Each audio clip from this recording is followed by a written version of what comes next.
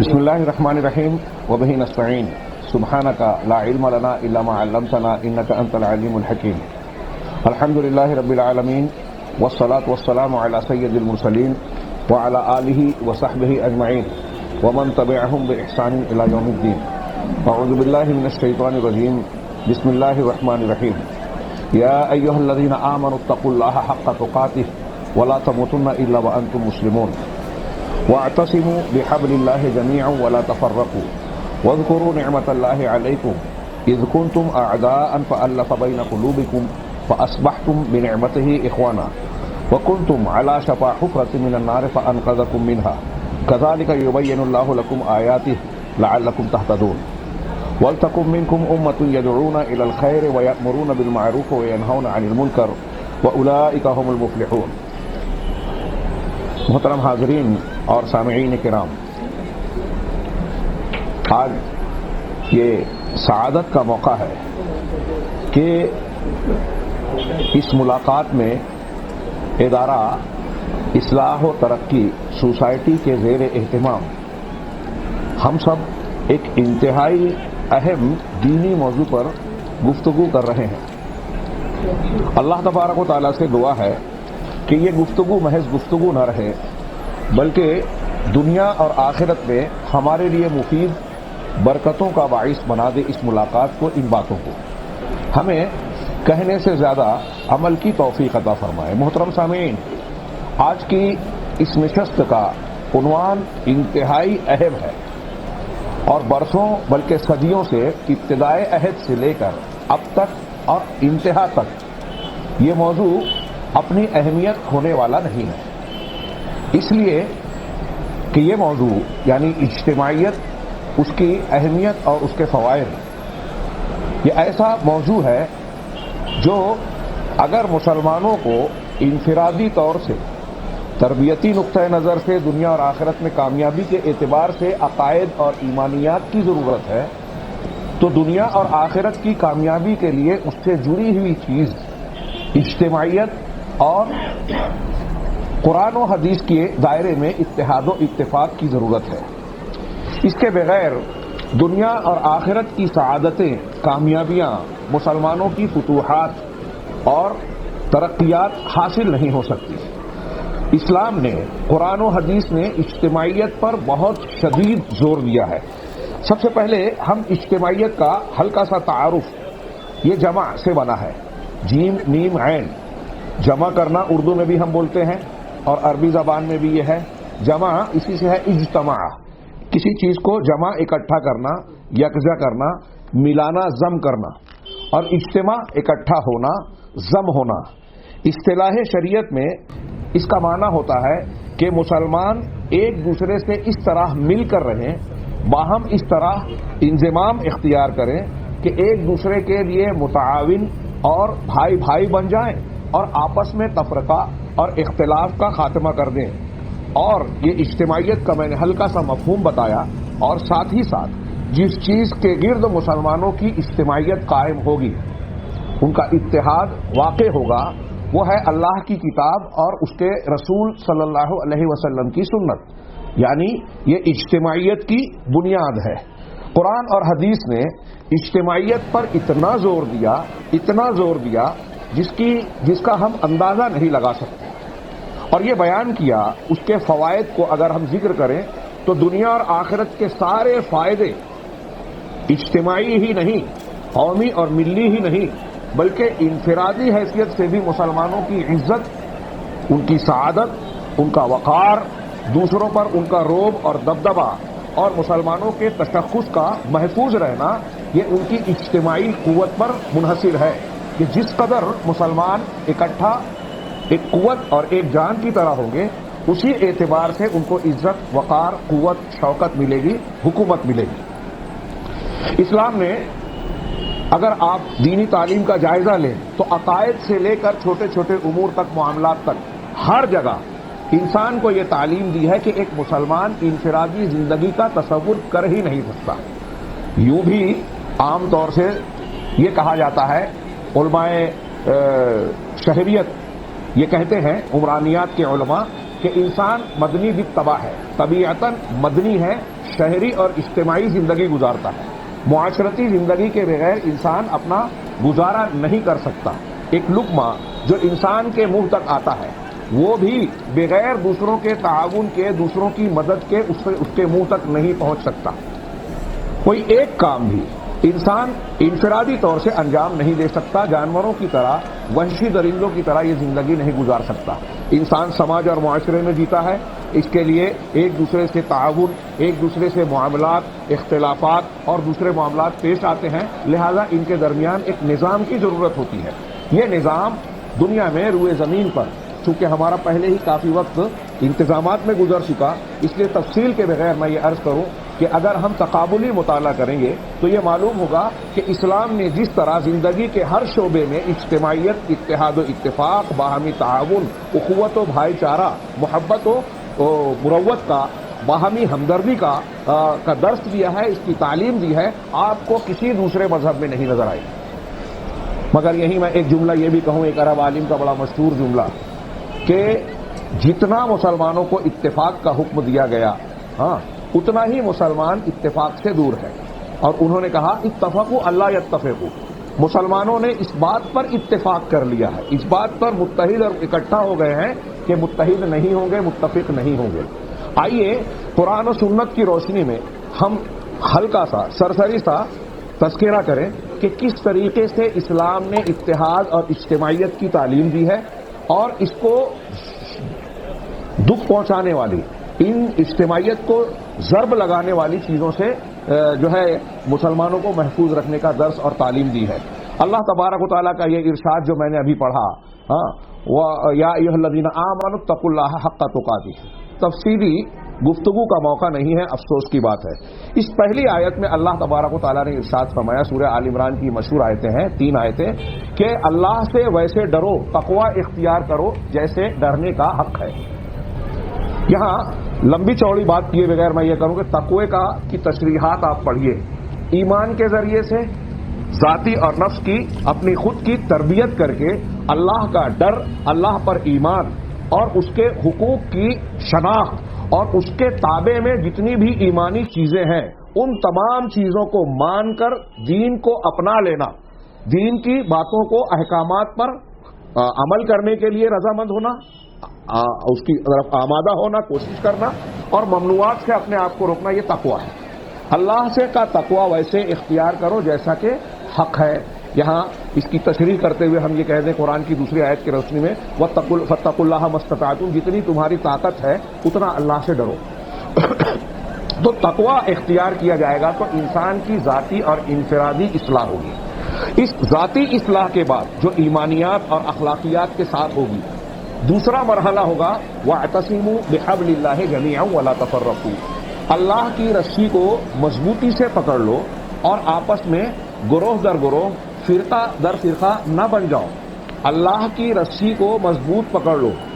مختلف سلف و خلف کی تفسیرات اٹھائیے، اللہ کی رسی سے مراد کسی نے قرآن کہا، کسی نے سنت کہا، کسی نے اسلام کہا، کسی نے جماعت کہا۔ ابھی امام قرطبی وغیرہ کے کچھ اقوال میں بیان کروں گا کہ ولا تفرقوا کا مطلب یہ ہے کہ اللہ تبارک و تعالیٰ کے دین کی مخالفت میں مختلف بدعات، خرافات اور اپنی ذاتی رائے کو اختیار کر کے قرآن و حدیث سے علیحدگی اختیار نہ کرو، اس سے فرقہ اور اس سے اختلاف پیدا ہوتا ہے۔ تو اللہ کی رسی کو مضبوطی سے پکڑ لو اور آپس میں اختلاف نہ پیدا کرو۔ اللہ تبارک و تعالیٰ نے آگے فرمایا وَاذْكُرُوا نِعْمَتَ اللَّهِ عَلَيْكُمْ، اور اللہ کی اپنے اوپر اس نعمت کو یاد کرو کہ جب تم ایک دوسرے کے بڑے دشمن تھے، اذ کنتم اعداء، جب تم دشمن تھے، فَأَلَّفَ بَيْنَ قُلُوبِكُمْ، اللہ نے تمہارے دلوں کو جوڑ دیا، دلوں میں یگانگت، محبت، اخوت پیدا کر دی۔ وَاذْكُرُوا نِعْمَتَ اللَّهِ عَلَيْكُمْ اذ كُنتُمْ أَعْدَاءً فَأَلَّفَ بَيْنَ قُلُوبِكُمْ فَأَصْبَحْتُمْ بِنِعْمَتِهِ إِخْوَانًا، اس نعمت کے ذریعے سے، اللہ کی نعمت کے ذریعے سے جو اس نے انعام کیا، اسلام دیا، ایمان دیا، اس نعمت کی بدولت تم آپس میں بھائی بھائی بن گئے۔ یہاں اللہ تبارک و تعالیٰ نے جس نعمت کا ذکر کیا، تاریخی حوالے سے آپ دیکھیے کہ اسلام کی ان تعلیمات کے آنے سے پہلے عربوں کا نبی کریم صلی اللہ علیہ وسلم جس سماج اور معاشرے میں مبعوث ہوئے، پہلے مکہ اور پھر مدینہ، وہاں اختلافات کی کیا نوعیت تھی، ایک ایک چھوٹے سے جھگڑے کی بنیاد پر 40 سالوں تک آپس میں جنگیں ہوا کرتی تھی. اتنا شدید اختلاف ہوا کرتا تھا.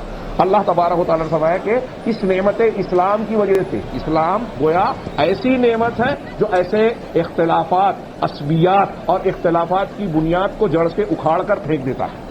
ہاں، اللہ تعالیٰ نے صحابہ کرام کے بارے میں کہا کہ تم پہلے دشمن تھے، اب بھائی بھائی بن گئے اسلامی نعمت کی وجہ سے. یہاں آگے بڑھنے سے پہلے تھوڑی دیر کے لیے محاسبہ کیجئے کہ یہ اسلام ہمارے پاس بھی ہے. کیا ہم ایسے اسلام کے سچے نمونہ، یہ قرآن کی آیت کے آئینہ دار ہیں کہ ہم آپس میں بھائی بھائی ہیں؟ اللہ نے فرمایا وَكُنْتُمْ عَلَىٰ شَفَا حُفْرَةٍ مِّنَ النَّارِ، تم جہنم کے دہانے پر تھے، کنارے پر تھے، اللہ نے تم کو اس سے بچا لیا. فَأَنْقَذَكُم مِّنْهَا، ہاں اس سے بچا لیا. ایسے ہی اللہ تبارک تعالیٰ اپنی آیتوں کو کھول کھول کر بیان کرتا ہے تاکہ تم راہ پا جاؤ، ہدایت پا جاؤ. یہ پہلی تعلیم تھی کہ تقوی اختیار کر کے اپنی اصلاح کرو، ہاں تعمیر ذات.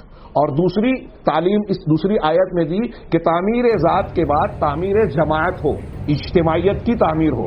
اور جب انسان ذاتی طور پر مکمل مسلمان بن جائے عقائد و اخلاق کی بنیاد پر، اسلامی تعلیمات کی بنیاد پر، اور پھر اس کے بعد ایک جماعت بن جائے، پورے مسلمان جسد واحد اور بنیان واحد ایک عمارت بن جائے، ایک دوسرے کو قوت دینے والے متعاونین. تو اب اس جماعت کا کام دنیا میں یہ ہے جو اگلی آیت میں بیان کیا گیا وَلْتَكُن مِّنكُمْ أُمَّةٌ يَدْعُونَ إِلَى الْخَيْرِ، کہ تمہیں ایک ایسی امت ہونا چاہیے جو خیر کی طرف دعوت دے، وَيَأْمُرُونَ بِالْمَعْرُوفِ، اور معروف کا حکم دے، وَيَنْهَوْنَ عَنِ الْمُنكَرِ، اور منکر سے روکے. میں نے وَلْتَكُن مِّنكُم میں مین کا بیانیہ والا ترجمہ کیا، تبعیض والا بعض والا نہیں کیا. اہل علم جانتے ہیں اس کی تشریح اور تفصیل کا موقع نہیں ہے. ہاں کہ یہ تمہارا کام ہونا چاہیے کہ اب دنیا میں خیر پھیلاؤ، دعوت الی الخیر کرو، امر بالمعروف اور نہی عن المنکر سے دنیا کو نیکیوں سے بھر دو، برائیوں سے پاک کرو. وَأُولَٰئِکَ هُمُ الْمُفْلِحُونَ، ایسے ہی لوگ فلاح پانے والے ہیں. اس آیت میں جو ہدایات ہے، اہل علم کی جو تفاسیر اور تشریحات ہیں، اگر ہم اسے بیان کریں تو وقت ہمارا ختم ہو جائے گا. ان آیتوں پر غور کیجیے اور کچھ دوسری آیتوں کو سامنے رکھیے اور ان آیتوں کی تفسیر میں انہیں محسوس کیجیے کہ قرآن کی تفسیر قرآن سے ہو رہی ہے. بعض احادیث پر بھی نگاہ ڈالیں گے. اللہ تعالیٰ نے ایک جگہ ارشاد فرمایا وَإِن طَائِفَتَانِ مِنَ الْمُؤْمِنِينَ اقْتَتَلُوا فَأَصْلِحُوا بَيْنَ أَخَوَيْكُمْ، اگر مسلمانوں کا دو گروہ آپس میں، دو طائفے آپس میں لڑ پڑے، جھگڑا ہو جائے، نزاع ہو جائے، اختلاف ہو جائے، تو ان دونوں کے درمیان صلح کر دو. اصلحوا بینکم، ان دونوں کے درمیان صلح کر دو.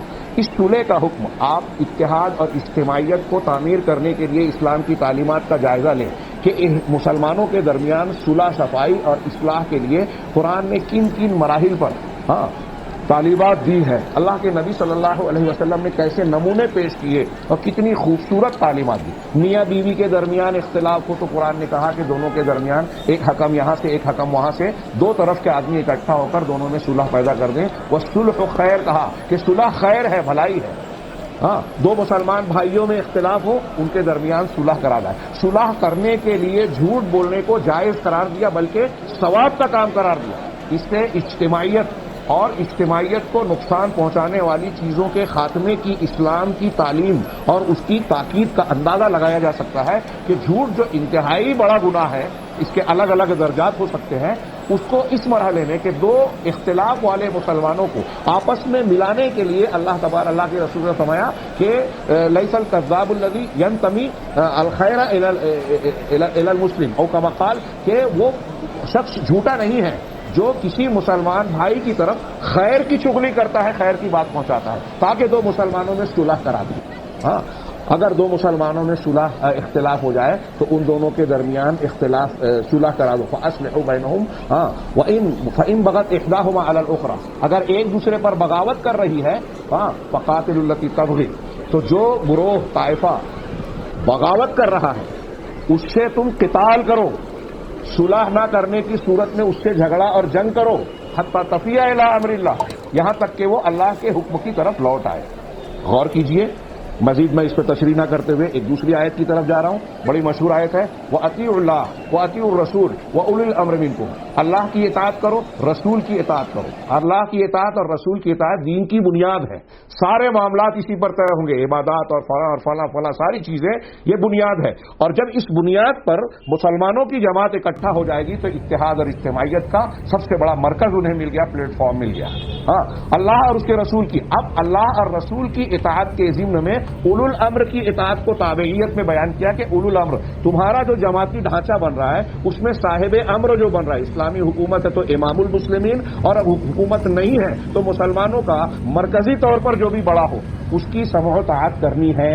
اس پر قرآن حدیثیں اتنی زیادہ ہیں کہ آپ جتنی پڑھتے جائیں جو ہے کم محسوس ہوگی کہ اولو الامر کی اطاعت کرو۔ آگے اللہ نے کہا ہے فَإِن تَنَازَعْتُمْ فِي شَيْءٍ، اب اگر اولو الامر سے کسی معاملے میں اختلاف ہو جائے، ظاہر سی بات ہے کہ اللہ کی اطاعت، رسول کی اطاعت پہلے کہا، ان سے اختلاف کا تو سوال ہی پیدا نہیں ہوتا، ان کی مخالفت کرنا تو اپنے آپ کو ایمان کے دائرے سے باہر کرنے کے مترادف ہوگا۔ اب اختلاف کہاں ہوگا؟ اولو الامر سے ہوگا۔ تو اولو الامر سے اگر اختلاف ہو جائے تو فردوہ الی اللہ والرسول، اللہ اور اس کے رسول کی طرف لوٹاؤ۔ یہ دیکھیے اللہ تعالیٰ نے نسخہ تصفیہ اختلاف بتایا۔ اختلاف کا تصفیہ کرنے کا نسخہ کیا ہے کہ اللہ اور رسول کی طرف یعنی قرآن اور حدیث کی طرف پلٹیں، لوٹیں، اپنے نزاعات کا تصفیہ اور اختلاف کا خاتمہ کرنے کے لیے۔ اس سے معلوم ہوا کہ قرآن و حدیث میں ہمارے اختلافات کا حل موجود ہے۔ ہاں، کچھ اجتہادی اور فہم کے اختلافات کی بات ہے، اس کا تذکرہ آگے آئے گا۔ ہمارے اختلافات کا حل قرآن و حدیث میں موجود ہے، تبھی تو اللہ نے حکم دیا کہ اپنا اختلاف حل کرنے کے لیے لوٹو۔ اگر حل نہ ہوتا تو اللہ تعالیٰ یہ حکم نہ دیتا۔ اب یہاں ایک بات قابل ذکر ہے کہ اولو الامر کی اطاعت دراصل کسی شخصیت کی اطاعت نہیں ہے، یہ سسٹم اور نظام کی اطاعت ہے۔ جیسے نماز میں اللہ تبارک و اللہ کے رسول نے فرمایا انما جعل الامام لیؤتم بہ، امام اس لیے مقرر کیا گیا ہے کہ اس کی اقتداء کی جائے۔ غور کیجئے کہ امام کی شخصیت، جب ہم اس کے اللہ اکبر تکبیر کہنے پر رکوع کر رہے ہیں، سجدہ کر رہے ہیں، اس کی آواز پر حرکات صلاۃ کو، نماز کو انجام دے رہے ہیں، تو یہ دراصل اس کی شخصیت کی تقلید یا اس کی اتباع نہیں ہے، یہ اس نظام اور اجتماعی ڈھانچے کی اتباع ہے جو اللہ اور رسول اللہ صلی اللہ علیہ وسلم نے متعین کر کے ہمیں آپ کو امت کو دیا ہے۔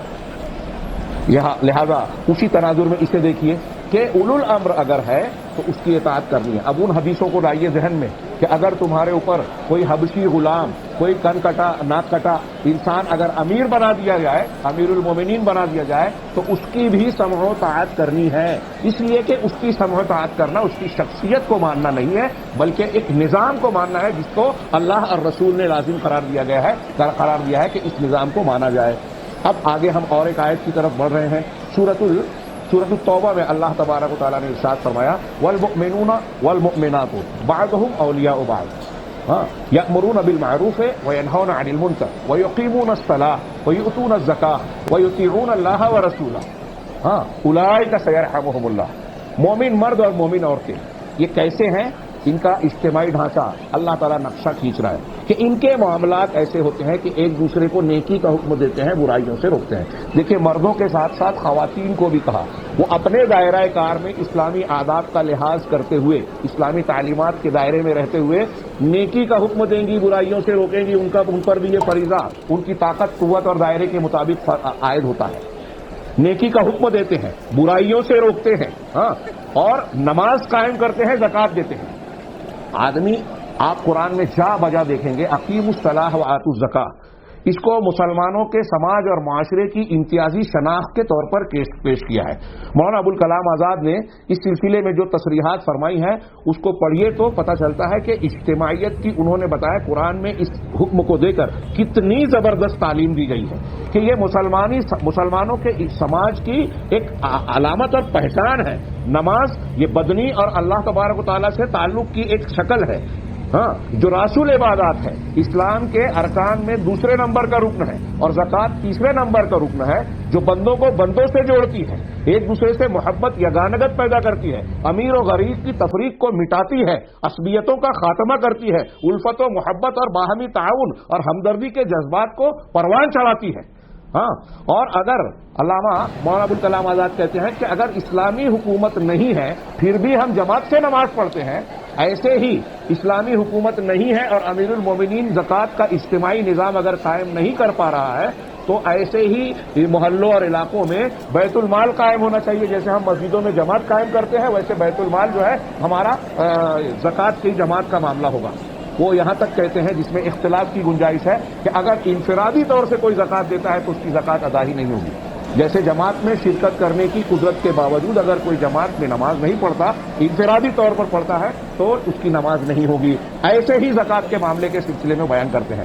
آپ اندازہ لگا سکتے ہیں، یہی رک کر میں اشارہ کروں، شاید آگے موقع نہ ملے، کہ آپ اسلام کی جتنی بھی عبادات دیکھیں، نماز، روزہ، حج، زکوٰۃ، یہاں تک کہ جو فرض کفایہ کے امور کہلاتے ہیں جیسے جنازے میں شرکت، اور پھر عیدین ہو، جمعہ ہو، اور جتنے بھی عبادات ہیں ہر جگہ اجتماعیت کا تصور ہے، اجتماعیت کی تعلیم ہے. ہر عبادت مسلمانوں کو اجتماعیت کی طرف لے جاتی ہے. قرآن کی کئی آیتوں میں ان ھذہ امتکم امۃ واحدہ وانا ربکم فاتقون، ہاں کہ یہ تمہاری امت ایک امت ہے اور میں تمہارا پروردگار ہوں، لہذا مجھ سے ڈرو، میری عبادت کرو. دوسرے مقام پر کہا. تو ان آیتوں کے سیاق کو دیکھیے کہ امت ایک ہے. امت کے مسلمانوں کی اجتماعیت یعنی وحدت المسلمین یہ متقاضی ہے، یعنی یہ جڑی ہوئی ہے وحدت رب سے کہ تمہارا رب ایک ہے. جب ایک رب کو مانتے ہو تو ایک جماعت اور ایک امت ہونی چاہیے، اس کا لازمی تقاضا ہے. میرے بھائیوں، میں ایک بات زور دینا چاہتا ہوں، یہ موقع نہیں ہے ورنہ میں اس پر صرف آدھا لمبی چوڑی گفتگو کر سکتا ہوں کم علمی کے باوجود، کہ توحید کا بنیادی تقاضا اور توحید کی تکمیل کا حصہ یہ ہے کہ ایک مسلمان دوسرے مسلمانوں کے تعلق سے محبت کا، تعاون کا، ہمدردی کا جذبہ رکھے. اگر اس کے اندر یہ جذبات نہیں ہیں، اجتماعیت کا لحاظ، مزاج اور رجحان نہیں ہے، تو اس کا مطلب یہ کہ اس کی توحید میں کمی ہے. لہذا کتاب و سنت کی بنیاد پر مسلمانوں کا اجتماعی ڈھانچہ اور امت واحدہ قائم ہوتی ہے، اور اس کی جڑ بنیاد اللہ کی توحید ہے. وہ توحید جو تمام رسولوں کی تعلیم کا بنیادی اور ابتدائی نقطہ ہے اور ان کی دعوت کا خلاصہ ہے. ساری خیر اور بھلائیاں اسی توحید پر منحصر ہیں، اور توحید کے جو بنیادی ثمرات اور نتائج حاصل ہوتے ہیں اس میں ایک بڑا نتیجہ اور ثمرہ ہے اجتماعیت. مسلمانوں کے درمیان الفت، محبت، ایک دوسرے کے لیے قربانی کا جذبہ، بھائی چارہ، ہاں ایک دوسرے کے لیے خیر خواہی، یہ اگر نہیں ہے تو اس کا مطلب توحید میں کمی ہے. اور اقیم الصلاۃ وآتوا الزکاۃ، ان دونوں کو جوڑ کر دیکھیں تو ایک اللہ سے جوڑتی ہے، ایک بندوں سے ایک فریضہ جوڑتا ہے، اور دونوں اللہ کے حقوق ہیں. اللہ کا حق ادا کرتے ہوئے اللہ تبارک و تعالیٰ نے اجتماعیت کی تعلیم دی. تو بہرحال یہ کئی آیتوں میں ہے، ان ھذہ امتکم امۃ واحدہ وانا ربکم فاعبدون. تو اللہ کی عبادت صرف کرنی ہے، اللہ کو رب ماننا ہے تو امت واحدہ بن کر رہنا ہوگا. یہ اس عبادت کی، توحید کی تکمیل ہے، اس کا حصہ ہے، اس کا تقاضا ہے. چنانچہ ہم آگے بڑھتے ہیں. اللہ تعالیٰ نے اس آیت میں فرمایا کہ نماز قائم کرتے ہیں مومن مرد اور مومن عورتیں، زکوٰۃ دیتے ہیں. اکیلے نہیں پڑھتے، جماعت سے پڑھتے ہیں. ہاں، وَيُطِيعُونَ اللَّهَ وَرَسُولَهُ، اور سب کا ایک اجتماعی مرکزی نقطہ کیا ہے کہ اللہ اور اس کے رسول کی اطاعت کرتے ہیں. ہاں، یہیں سے اجتماعیت کی جڑ بنیاد طے ہوتی ہے. اس اطاعت میں جب خامی خرابی ڈالی جاتی ہے کہ اللہ کے رسول کی بات ماننے کی بجائے نفس کی بات مانی جائے، پیر صاحب کی بات مانی جائے، امام کی تقلید کی جائے، فلاں اور فلاں بزرگ اور گروہ کی طرف نسبت اختیار کی جائے، وہیں سے امت واحدہ میں تفرق پیدا ہوتا ہے. ان الذین فرقوا دینہم وکانوا شیعا لست منہم فی شیء، جن لوگوں نے اپنے دین کو فرقوں میں بانٹ دیا اور وہ گروہوں میں بٹ گئے، آپ کا ان سے کوئی تعلق نہیں ہے. نبی صلی اللہ علیہ وسلم نے ایک جماعت، ایک تعلیم دی تھی، اجتماعیت، توحید اور کتاب و سنت کی بنیاد پر کہا تھا کہ میں تمہارے درمیان یہ دو چیزیں چھوڑے جا رہا ہوں، جب تک ان کو مضبوطی سے تھامے رہو گے کبھی گمراہی تمہارے پاس نہیں آئے گی. یہ گارنٹی ہے زبان رسالت سے، غلط نہیں ہو سکتی. اس کا مطلب یہ ہوا کہ اگر امت میں تفرق ہے، اختلاف ہے، گمراہیاں ہیں، بدعات ہیں، خرافات ہیں، تو کتاب و سنت کا تمسک نہیں رہا. قرآن کی جو پہلی آیت ہم نے پڑھی وَاعْتَصِمُوا بِحَبْلِ اللَّهِ جَمِيعًا وَلَا تَفَرَّقُوا، اس میں بھی سیاق کو جوڑیے کہ اللہ کی رسی کو اگر مضبوط تھاما ہے تو تفرقہ نہیں ہوگا. تفرقہ ہے، اس کا مطلب اللہ کی رسی کو مضبوط نہیں تھاما ہے.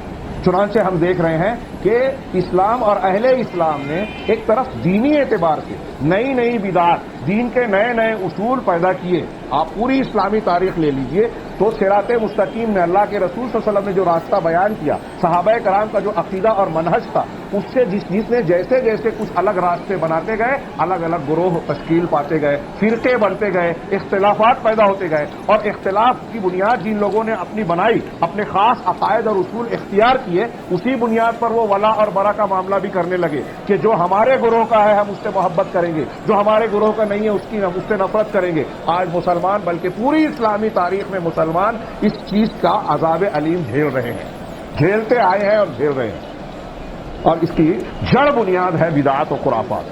ہم اس بات کا تھوڑا سا تذکرہ آگے کریں گے. آگے بڑھتے ہیں کہ اللہ تبارک و تعالیٰ نے اس آیت کریمہ میں سورہ توبہ کی مومن مردوں اور مومن عورتوں کو بتایا کہ یہ ولایت شرعیہ شرعی رشتے میں جڑے ہوئے ہیں.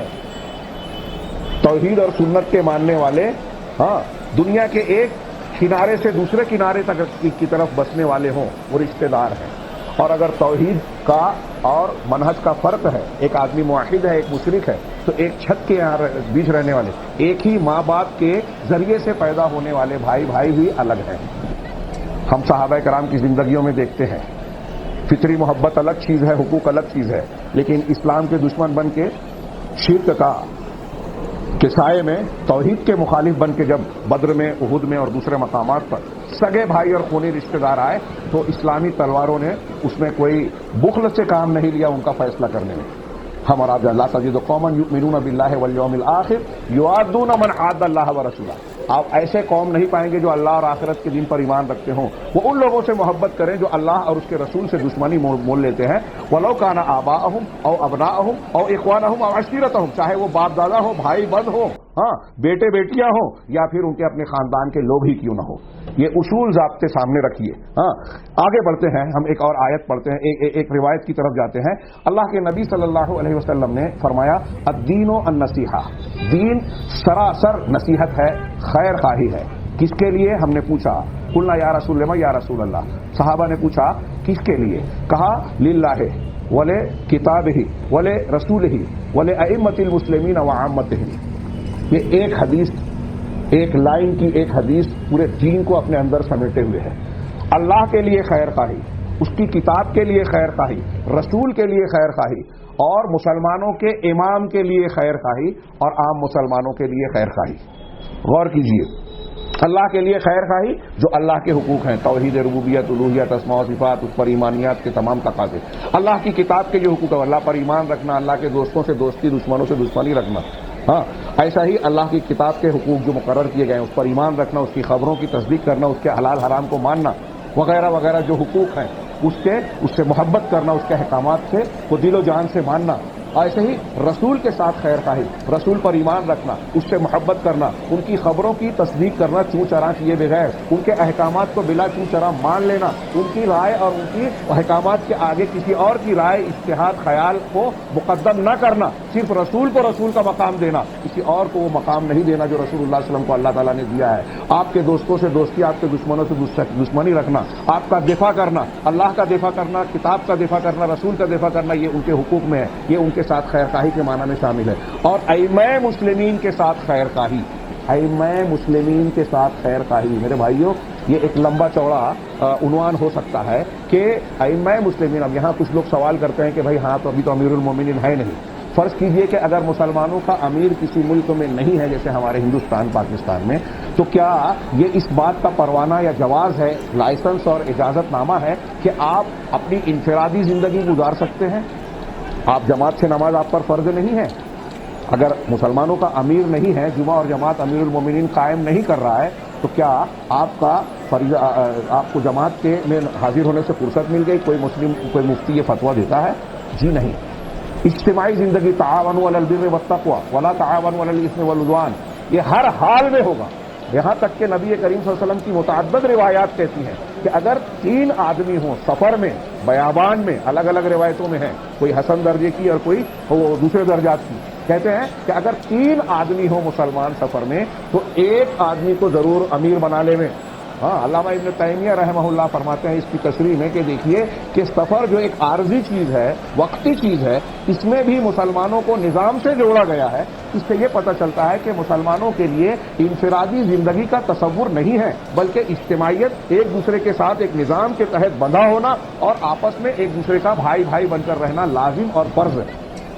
ہاں، یہ جب عام سفر کی حالت میں یہ ہے تو بتائیے کہ ملک میں اجتماعی ڈھانچہ کوئی ایک شہر ہو، بستی ہو جہاں بہت سارے مسلمان بستے ہوں، ایک ملک ہو جہاں کروڑوں کی آبادی ہو، کیا ان کا اجتماعی ڈھانچہ نہیں ہونا چاہیے؟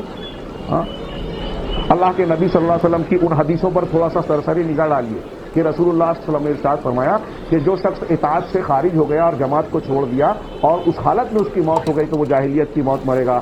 جو شخص سلطان سے ایک بالش سے بھی الگ ہوا اور مر گیا تو اس کی جاہلیت کی موت ہوگی۔ اور فجر رضی اللہ تعالیٰ عنہ کی روایت میں یہاں تک ہے، جو صحیح مسلم میں ہے، یہ بخاری مسلم کی روایتیں تھی، کہ اگر کوئی شخص تمہارے پاس اس حالت میں آتا ہے کہ تمہارا معاملہ متفق اور متحد ہو گیا ہے، کسی امیر پر متفق ہو چکے ہو، ہاں، اور وہ تمہاری جماعت میں تفریق پیدا کرنا چاہتا ہے، جماعت میں تفریق پیدا کرنا چاہتا ہے تو اسے قتل کر دو۔ یہ صحیح مسلم کی روایت ہے۔ بعض روایتوں میں ہے کہ کائن من کان، وہ چاہے جو آدمی ہو، اگر مسلمانوں کی جماعت میں تفریق ڈال رہا ہے تو اسے قتل کر دو۔ اس سے پتہ چلا کہ مسلمانوں کی جماعت میں تفریق انتہائی ناپسندیدہ چیز ہے، ناقابل قبول ہے، اسے برداشت نہیں کیا جا سکتا، اور یہ دیگر معاملات کے مقابلے میں زیادہ بڑا اہم فریضہ ہے۔ یہی وجہ ہے صحابہ کرام کا آپ طریقہ دیکھیے، حضرت عبداللہ ابن مسعود رضی اللہ عنہ کا بڑا مشہور واقعہ ہے، سنن ابو داؤد وغیرہ میں، ہاں، جو قبولیت کے درجے کو پہنچتا ہے، حسن ہے، کہ وہ کہتے ہیں حضرت عثمان غنی سے اختلاف کیا مینا میں کہ آپ 4 رکعت پڑھ رہے ہیں، میں 2 رکعت کا قائل ہوں، سنت یہی ہے۔ کافی دیر گفتگو ہوئی، حضرت عثمان نے کہا کہ میں اپنے آپ کو مقیم سمجھتا ہوں۔ ابن مسعود رضی اللہ تعالیٰ نے کہا کہ سنت یہ ہے کہ یہاں 2 پڑھی جائے۔ پھر اس کے بعد اتنی بحث کے بعد ان کے پیچھے 4 رکعت نماز پڑھ لی۔ لوگوں نے نماز کے بعد کہا کہ آپ تو بڑی تاکید سے کہتے تھے کہ 2 ہی پڑھنا چاہیے۔ حضرت ابن مسعود نے کہا کہ میں اب بھی کہہ رہا ہوں، لیکن پھر آپ نے نماز کیوں پڑھی عثمان غنی کے پیچھے؟ کہا الخلاف شر، اختلاف شر ہے، برائی ہے۔ غور کیجئے، حضرت عبداللہ ابن مسعود رضی اللہ تعالیٰ عنہ جو فقہ اور دین کی جو سمجھ اپنے اس واقعے کے ذریعے سے دے رہے ہیں، آج عوام تو عوام، ہمارے ہاں مسلمانوں میں خواص اور علماء بھی اسے جاننے سمجھنے کے لیے تیار نہیں ہے۔ دین کی بہت ساری باتوں میں لوگ قابلیت کا، جانکاری کا مظاہرہ کرتے ہیں، لیکن آپ اگر اجتماعیت سے متعلق اسلامی تعلیمات کو دیکھیں کہ فرد کے مفادات کے مقابلے میں، انا کے مقابلے میں اجتماعی اور ملی مفادات کو ترجیح دی جائے، جماعت کو نقصان پہنچانے سے بچایا جائے چاہے اپنا ذاتی نقصان ہو، یہ جو تعلیمات اسلام نے دی ہے، اچھے بڑے بڑے اہل علم اور خواص اس سے محروم نظر آتے ہیں۔ لوگوں نے بہت جانکاریاں حاصل کی ہے، لیکن ایسا لگتا ہے کہ اسلام نے اجتماعیت کی جو تعلیم دی ہے اس کی تعلیم دینا بہت سارے مسلمانوں کے لیے اب بھی باقی ہے۔ تربیتی مراکز، وہ چاہے ادارے ہوں، مدارس ہوں، مساجد ہوں، جمعہ کے خطبے ہوں، یا گھر اور گھر کے اندر کی تعلیمات ہوں، بہت ساری تعلیمات اور دنیا کے میں کامیابی کے گڑ ہم سیکھتے ہیں، لیکن اجتماعیت کو فراموش کر رہے ہیں۔ مسلمانوں کو جتنی زیادہ اجتماعیت کی تعلیم دی گئی ہے کسی مذہب میں نہیں ہے، لیکن مسلمانوں میں جتنا اختلاف ہمیں نظر آتا ہے آج کہیں نظر نہیں آتا۔ دنیاوی مفادات اور فائدوں کی بنیاد پر غیر مسلم اور دوسرے مذاہب کے لوگوں میں آپس کا اتفاق ہو جاتا ہے۔ ارے یہود و نصارہ نے یہ آپس میں مسلمانوں کے خلاف اس معاملے تک میں اتحاد کر لیا کہ پادری نے، پوپ نے کچھ سالوں پہلے جو ہے یہودیوں کے اس گناہ کو کہ آپ نے حضرت یسوع مسیح کو سولی پر چڑھایا تھا اس لیے ہم آپ سے نفرت کرتے تھے، لیکن مسلمانوں کے خلاف ہم آپس میں اتحاد کرتے ہیں کہ ان کا خطرہ ہمارے لیے زیادہ بڑا ہے۔ تو اپنے مشترکہ مفادات کے لیے وہاں اتحاد و اتفاق کی ایسی فضا بن سکتی ہے، لیکن اہل توحید جن کے پاس اجتماعیت کی اتنی زبردست بنیاد ہے، اللہ کی کتاب اور اس کے رسول کی سنت، توحید اور اتباع سنت، وہ متحد ہونے کے لیے، اجتماعیت کو اختیار کرنے کے لیے تیار نہیں ہے۔ اگر مسلمانوں کا مقابلہ دوسری جماعتوں سے ہو، خارجی خطرات ہو، تو اس کی وجہ سے مسلمانوں کو نقصان پہنچتا ہے اور پہنچ رہا ہے۔ خارجی حملے اس وقت زیادہ کارگر اور مؤثر ہوتے ہیں جب داخلی طور سے مسلمان منتشر ہوں۔ لہذا زیادہ اہم بات یہ ہے کہ داخلی سطح پر اتحاد و اتفاق کی فضا قائم ہو۔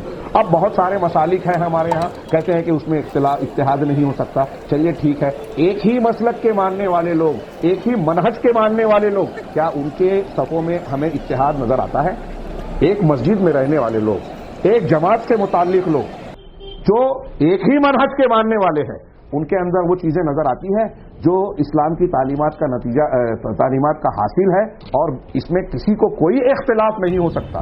ہاں، آگے ہم بڑھتے ہیں کہ اللہ کے رسول صلی اللہ علیہ وسلم نے کتنی شدت برتی ہے کہ اگر کوئی امیر وقت تمہارے خلاف اپنی ذات کو جو ہے ترجیح دیتا ہو، ہاں، یا اتحاد ہو چکا ہو، کوئی مخالفت کرنے والا آ رہا ہے تو اس کو قتل کر دو۔ امیر چاہے فاسق و فاجر ہو، جب تک نماز قائم کر رہا ہے یا کفر بواہ کھلا ہوا کفر اس کی طرف سے آپ کو نظر نہیں آ رہا ہے، تب تک اس کی سمع و اطاعت کرتی رہنا ہے، ہر حال میں اس کی سمع و اطاعت کرنا ہے۔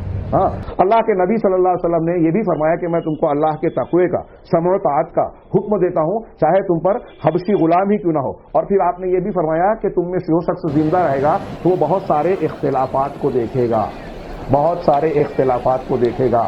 ہاں، آپ نے یہ بتایا کہ اختلاف ہوگا، تو کیا اختلاف کا حل نہیں بتایا؟ جی بتایا۔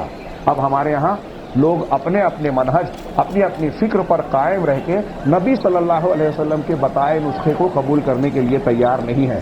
اللہ کے نبی صلی اللہ علیہ وسلم نے کیا نسخہ بتایا اس سلسلے میں کہ اختلاف ہوگا تو کیا کرنا؟ فعلیکم بسنتی، تم پر میری سنت لازم ہے، میری سنت لازم ہے، اور میرے بعد میرے خلفائے راشدین کی سنت مضبوطی سے دانتوں سے پکڑ لو، اور نئی نئی چیزوں سے بدعات سے بچو۔ اس کا مطلب بدعات اختلاف پیدا کریں گی۔ نبی صلی اللہ علیہ وسلم کی سنت کو پکڑنا یہ اختلافات کے طوفان میں، ہنگامے میں، عذاب میں سفینہ نجات ہے، نجات کی کشتی ہے، کشتی نوح۔ یہ یہاں یہ حدیث ملحوظ رہے کہ اللہ کے نبی صلی اللہ علیہ وسلم فرما رہے ہیں کہ میری سنت کو لازم پکڑنا۔ حضرت حذیفہ کی جو بخاری کی لمبی حدیث ہے، جس کو پیش کرنے کا موقع نہیں ہے، شر کے بارے، خیر کے بارے میں پوچھا، شر کے بارے میں پوچھا، اور کہا کہ فتنے آئیں گے تو کیسے آئیں گے؟ اللہ کے رسول نے بتایا کہ کچھ قوم ایسی ہوگی جو ہمارے ہی بیچ کے لوگ ہوں گے، ہماری زبان میں گفتگو کریں گے لیکن جہنم کی طرف بلانے والے ہوں گے۔ ایسے فتنے کے وقت حضرت حذیفہ نے پوچھا کہ ہمیں کیا کرنا چاہیے اگر اس طرح کا حال ہو؟ تو آپ نے فرمایا کہ تلزموا جماعت المسلمین و امامہم، مسلمانوں کی جماعت کو اور ان کے امام کو لازم پکڑ لو۔ اللہ کے رسول حضرت حذیفہ نے پوچھا کہ اگر امام نہ ہو تب کیا کریں؟ تو کہا جنگل بیابان میں چلے جاؤ، ہاں، چاہے تم کو جو ہے درختوں کے پتوں کو چوس کر اور چبا کر جینا پڑے، بکریاں لے کر چلے جاؤ، بعض روایتوں میں ہے۔ اس کا مطلب یہ کہ اگر آپ کو سماج میں رہنا ہے تو جماعت سے جڑ کر رہنا ہے۔ کون سی جماعت؟ جماعت حقہ، قرآن و حدیث کو ماننے والی۔ جس ملک میں آپ رہتے ہیں وہاں آپ تلاش کریں کہ صحیح منہج اور عقیدے والے لوگ کون ہیں، ان سے جڑیں۔ یہ دین کا فریضہ ہے، دین اور دنیا میں کامیابی کا بنیادی نسخہ ہے۔ اللہ کے نبی صلی اللہ علیہ وسلم نے اور قرآن و حدیث نے اتنی زبردست تعلیمات دی ہیں۔ میں ان کے خلاصے اور حاصل کے طور پر کچھ باتیں صرف نکات کی شکل میں بیان کر رہا ہوں کہ اگر ان تعلیمات اور نصوص کو ہم جمع کریں تو ہمیں نظر آئے گا کہ مسلمانوں کے آپسی معاملات میں، جماعتی، اجتماعی، دینی تمام امور میں، عبادات ہوں، لین دین ہو، کوئی بھی ہو، یہاں تک کہ ایک روایت پر آپ نگاہ ڈالیں کہ اللہ کے نبی صلی اللہ علیہ وسلم وحشی ابن حرب رضی اللہ تعالیٰ عنہ سے روایت ہے، انہوں نے کہا کہ اللہ کے رسول، ہم کھانا کھاتے ہیں لیکن آسودہ نہیں ہوتے، انا ناکل ولا نشبع، ہم کھانا تو کھاتے ہیں لیکن آسودہ نہیں ہوتے۔ یہ سنن ابن ماجہ اور ابو داؤد وغیرہ کی روایت ہے، جس کو شیخ البانی نے صحیحہ میں ذکر کیا ہے۔ ہم کھاتے ہیں لیکن آسودہ نہیں ہوتے۔ آپ نے ارشاد فرمایا فَلَعَلَّكُمْ تَأْكُلُونَ مُتَفَرِّقِينَ، شاید تم لوگ جدا جدا، الگ الگ کھاتے ہو۔ قالوا نعم، انہوں نے کہا ہاں۔ قال فاجتمعوا على طعامكم، تو آپ نے فرمایا کہ ٹھیک ہے، تم اپنے کھانے میں اکٹھا ہو جاؤ، اجتماعیت کے ساتھ کھاؤ۔ واذکروا اسم اللہ علیہ یبارک لکم فیہ، اور تم کھانے پر اللہ کا نام لے کر کھانا کھاؤ تو تم کو برکت دی جائے گی۔ ابھی دینیات، عبادات، نماز، روزہ، حج، زکوٰۃ میں ہم نے اجتماعیت کا تھوڑا سا اشارہ کیا۔ آپ دیکھیے کہ کھانے پینے کے معاملے میں اللہ کے رسول صلی اللہ علیہ وسلم کہہ رہے ہیں کہ اکٹھا ہو کر کھانا کھایا جائے تو برکت ہوگی، اجتماعیت کا فائدہ، برکت نازل ہوگی۔ اس کا مطلب تفرق میں برکت کی اٹھا لی جاتی ہے، رحمت نہیں ہوتی، اور اجتماعیت میں برکت ہوتی ہے۔ یہ نبی کریم صلی اللہ علیہ وسلم کے اس ارشاد اور ایسے بہت سارے ارشادات جن کا موقع نہیں ہے، میرے ہاتھ میں کئی روایتیں اور کئی دلیلیں ہیں، ان کا سب کے پیش کرنے کا موقع نہیں ہے۔ ان کو ہم سامنے رکھیں تو یہ نظر آتا ہے کہ مسلمانوں کو آپس میں نظم و ضبط اور ڈسپلن اختیار کرنا چاہیے، جماعتی نظم و ضبط، ڈسپلن، جس کا آج فقدان سا ہے۔ دوسرے، ایک دوسرے کو کے لیے قربانی کا جذبہ، تعاون ہمدردی، ایک دوسرے کی مدد کرنا، طاقتور کمزور کی مدد کرے. اگر آپ مال و دولت سے مدد نہیں کر سکتے تو آپ کلمہ طیبہ سے، حسن اخلاق سے، دوڑ دھوپ کر کے کمزوروں کی یا دوسرے مسلمانوں کی مدد کریں. آپس میں ایک دوسرے سے اگر کوئی اختلاف ہوتا ہے، کوئی معاملہ ہوتا ہے تو صبر سے کام لے لیں. یہ بہت ساری نصوص کی روشنی میں یا اختلافات کو ختم کر کے اجتماعیت کو قائم رکھنے کے یہ نسخے ہیں جو آپ کو قرآن اور حدیث میں جا بجا مختلف پیرایوں اور مختلف تناظر میں ان چیزوں کی تعلیمات ملے گی. اسی طرح اخوت اور بھائی چارے کا لحاظ رکھیں کہ اسلام نے ہم کو مسلمانوں کو ایک دوسرے کا بھائی بھائی بنایا ہے، اور یہ بھائی بھائی بنانے کے بعد اسلام نے اخوت پر اثر انداز ہونے والے ہر دروازے کو بند کر دیا. اخوت کو توڑنے والی، باہمی ہمدردی اور تعاون کو روکنے والی، مجروح کرنے والی چیزوں کا راستہ سد باز کر دیا، راستہ بند کر دیا اللہ تعالیٰ نے اور رسول اللہ صلی اللہ علیہ وسلم نے. ہاں، اور نفرت و عداوت کے جتنے بھی اسباب، نفرت و عداوت کے جتنے بھی اسباب ہیں سب پر روک لگا دی، پابندی لگا دی. حسد، جلن، کینہ کپٹ، ایک دوسرے کا مذاق اڑانا، غیبت کرنا، چغلی کرنا، ہاں، ایک دوسرے کا ٹھٹھا کرنا، برے لقب سے پکارنا جس سے انسان کے دل کو تکلیف پہنچتی ہے. ان چیزوں کو ہم چھوٹی چھوٹی باتیں سمجھتے ہیں. حسد، جلن یا برے القاب سے پکارنا یا غیبت و چغلی کرنا آج ہمارے سماج میں مرد اور خواتین میں بہت عام ہے. عوام تو عوام، خواص میں بھی یہ چیز بالکل عام چلتا چلن بن گیا ہے، جو روزانہ کی خوراک بن گئی ہے. جبکہ ہم اور آپ اچھی طرح جانتے ہیں کہ غیبت کرنا مردہ بھائی کے گوشت کھانے کے مترادف قرآن نے قرار دیا. یہ اتنی بڑی بڑی برائیاں ہیں، گناہ کبیرہ ہے، ہم نے ان کو ہلکا اور آسان سا سمجھ لیا. اور یہ چھوٹی باتیں جو ہم چھوٹی سمجھتے ہیں، چھوٹی چیزیں بظاہر لگتی ہیں، یہ ہماری اجتماعیت کو زخم پہنچانے کا بہت بڑا سبب اور بہت بڑی وجہ بنتی ہے. ایک دوسرے کے دل میں کینہ کپٹ پیدا کرتی ہیں، ایک دوسرے کا تعلق سے دشمنی پیدا کرتی ہیں. صلہ رحمی، رشتوں کو جوڑنے کی کتنی زبردست تاکید ہے. لا يدخل الجنت قاطع، رشتہ کاٹنے والا جنت میں داخل نہیں ہوگا. اللہ کے رسول صلی اللہ علیہ وسلم، بخاری مسلم کی حدیث ہے، یہ صرف بخاری کی تھی، اور بخاری مسلم کی دوسری حدیث ہے، من احب ان یبسط له فی رزقه ویبسط له فی اثره فلیصل رحمہ. جو یہ چاہتا ہے کہ اس کے رزق میں برکت ہو، اضافہ ہو، اور اس کے روزی میں، اس کی عمر میں برکت ہو، تو چاہیے کہ اپنے رشتے کو جوڑے. ہاں، ان تمام دلائل کا تقاضا کیا بنتا ہے؟ ہاں، کہ اللہ تبارک و تعالیٰ نے مسلمانوں کو باہم شیر و شکر، ایک دوسرے کا ہمدرد، معاونین بنا کر بنایا ہے، جبکہ ہم نے ان تعلیمات کی بالکل مخالفت کی. ایک روایت پیش کر کے میں نتیجے کی باتیں کروں گا. اللہ کے نبی صلی اللہ قرآن مجید میں آپ ارشاد یہ جوئے اور شراب کے تذکرے میں پڑھتے ہیں سورہ مائدہ میں کہ انما یرید الشیطان ان یوقع بینکم العداوۃ والبغضاء فی الخمر والمیسر. ہاں، پوری آیت دیکھیے، موقع نہیں ہے، کہ شیطان یہ چاہتا ہے کہ جوئے اور شراب کے ذریعے سے تمہارے درمیان بغضا اور عداوت، دشمنی اور کینہ کپٹ پیدا کر دے. علامہ ابن تیمیہ اس کی شرح کرتے ہوئے کہتے ہیں، تفسیر کرتے ہوئے، کہ دیکھیے اللہ تعالیٰ کیا کہہ رہا ہے کہ شیطان یہ چاہتا ہے، یعنی کوئی انسان ذاتی طور پر، فطری طور پر اختلاف نہیں چاہتا. اختلاف، لڑائی جھگڑا اور تفرق میں لذت نہیں ہے. کچھ گناہ ایسے ہوتے ہیں جن میں لذت ہوتی ہے، کچھ گناہ ایسے ہیں جن میں لذت نہیں ہوتی. تو اختلاف اور انتشار میں بھی لذت نہیں ہے. ہاں، لہذا جس گناہ میں لذت نہیں ہوتی اس میں ذاتی یا فطری طور پر، طبعی طور پر انسان کی رغبت نہیں ہوتی. لذت جس میں ہوتی ہے وہ ہے شراب، جوا، زنا، ایسے گناہ. اللہ تعالیٰ نے فرمایا کہ یہ جو لذت والے گناہ ہیں، شراب خوری، شراب نوشی، جوا، قمار بازی، اس میں لذت اور مزہ آتا ہے. تو قرآن نے کہا کہ یہ لذت اور مزے والے جو گناہ ہیں، شیطان اس میں پہلے انسان کو مبتلا کرتا ہے، مسلمان کو، اور پھر اس کو ذریعہ بناتا ہے اس گناہ میں لے جانے کا جس میں لذت نہیں ہے، یعنی اختلافات کا، آپسی بغض و عناد کا. اس سے یہ بھی پتہ چلتا ہے کہ آپس کا جھگڑا، بغض و عناد، کسی مسلمان سے نفرت کو پالنا، دل میں کینہ کپٹ رکھنا، یہ چیز جو ہے نہ صرف اجتماعیت کے خلاف ہے بلکہ شراب نوشی اور قمار بازی، جوئے وغیرہ سے زیادہ بڑا گناہ ہے. کیونکہ شیطان شراب پینے والا سے صرف اس پر راضی نہیں ہو گیا کہ اس نے شراب پیا، بلکہ اس کو ذریعہ بنا کے آپس میں بغض و عناد لگاتا ہے. پھر آگے آیت میں کہا کہ ان کو اللہ کے ذکر سے اور نمازوں سے روکتا ہے. ہاں، سنن کی ایک روایت ہے جو صحیح درجے کی ہے، اللہ کے رسول صلی اللہ علیہ وسلم نے فرمایا کہ کیا میں تم کو نماز، روزہ، صدقہ، امر بالمعروف اور نہی عن المنکر سے بھی زیادہ اونچے افضل عمل کو نہ بتاؤں، اس سے زیادہ درجے فضیلت والے عمل کو نہ بتاؤں؟ अला उनब्बिउकुम बिअफ़ज़ल मिन दरजति सियाम व सलात व सियाम व सदक़त वल अम्र बिल मारूफ व नही अनिल मुनकर। तो सहाबा ने कहा, नेकी के खैर के तो वो हरीस थे, उनका क्यों नहीं अल्लाह के रसूल, बला या रसूल अल्लाह। तो आपने ये अमल बताया क्या, कहा काला इस्लाह ज़ातिल बैन, आपस के तनाज़ात और झगड़ों की इस्लाह करना।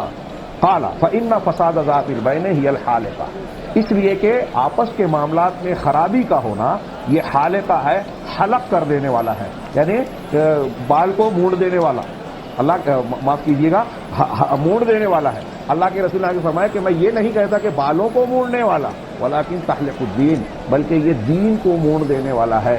ये आपस का इख्तिलाफ, फसाद दीन का खात्मा कर देने वाला है।